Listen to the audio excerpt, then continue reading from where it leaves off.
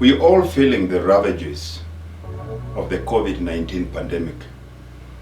And one thing that it has done, it has highlighted all our weaknesses and shortcomings as human beings. How do you stay relevant and competitive during these times? How do you thrive during a time of crisis? Now, what is your definition of a crisis? I've got a very easy definition when it comes to a crisis. A crisis is any event that is thrust or pushed upon you that you have no control, that gets you out of your comfort zone. And that's exactly what the COVID-19 has done. Now, most of us are struggling. Most of us are struggling, especially from a mental perspective. And if you look at everything that is around you, everything is against you. Majority of people have given up. How do we come back up after we've been down the valley? So we will look at this from two perspectives.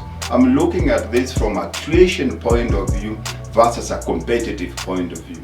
If you try to compete in the world that you're in now, chances are, because everything is against you, you're going to fail. So the only way for us to be able to succeed and thrive after the pandemic is simply to be creative.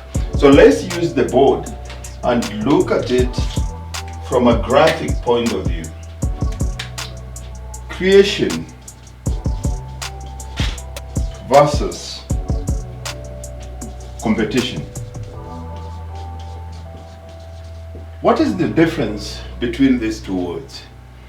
From a creation point of view, it means that creation or creating something means you have to make something that didn't exist before. Now, the original creator of everything in our lives is God Himself. Now, most of us become copycats. So we have to look at what is in creation and then make it better so that we can make it relevant in the present world. So creation simply comes from the word inspiration. It has to be something from inside. And inspiration comes from the root word here that we say in spirit. Competition, in most cases, is motivation. Motivation comes in two different ways. We've got either external positive or external negative motivation. If you look at push negative motivation is something you're running away from. So let's say you want to get married in 12 weeks and you want to look so good in your whatever, in your outfit, a bride or bridegroom. That's push negative motivation. You're running away from that ugly body so that you can go look good in that suit on that white dress. And then you've got what we call positive, which is pull positive motivation. You're running towards something.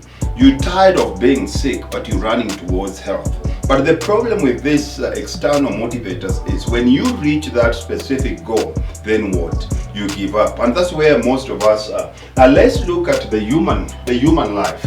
This will represent your life. You have the body here, and this becomes your spirit. Now the human body's got 5 senses. You've got sense of touch, sense of sight, sense of hearing, sense of feel, and of course sense of taste. Now senses becomes the way that your body relates to people around you and everything around you. Now if you look at the world we're in now, jobs are shrinking, economy is shrinking, business is going down the drain, money is short, mental health is going bad. Now if you look at it like that, from a physical point of view, from a body point of view, everything is impossible. Now what you take in and how you feel tells you that you cannot get out of this, and this automatically gets into your spirit and you give up. So most people have completely given up because they're living outside inside. They're letting the external circumstances affect their internal state.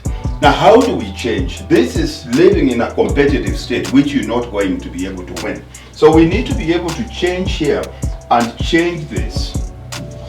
Rather than starting from the body here that has got the 5 senses, we want to start here from the spirit. Now this is represented by the senses as we've spoken about: sight, audio, hearing, taste, touch. But when you come to the spirit here, there are different things here that you can't see. One of this is imagination, intuition, intellect. Now the beauty of this is, irrespective of how bad things are around you, you can imagine the kind of life that you want. You can imagine how you want the future, the kind of future that you want to create. You can start walking in your future right now. Now this automatically changes your physical state, because we as human beings are the only creatures in the world that can imagine what kind of world. Right now I'm walking, but I can imagine myself driving an X5. Right now I'm jobless, but I can imagine myself owning a multi-billion business. Right now I'm lonely and single. I can imagine myself having a beautiful wife with kids that love me. That's the power of imagination. And the beauty of this is, your brain does not know the difference between you having it and not having it. Now, this forces you, if we're going to imagine the kind of life that we want, now, how much does it cost for you to imagine the kind of life that you want? It doesn't cost much. But the ugly thing with life is, most of us never take time. You'll find most people will take half an hour, 45 minutes to write down their grocery list. People will plan where they're going on holiday at the end of the year, but very few people have ever taken time.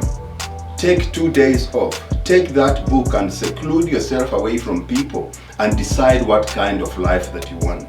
You have the ability to plan what kind of life that you want. The minute you do this from an imagination point of view, straight away, rather than the body driving your spirit starts to drive your body. The minute you start being driven by your spirit, you start having passion. Passion increases your physical energy. Somebody that is spiritually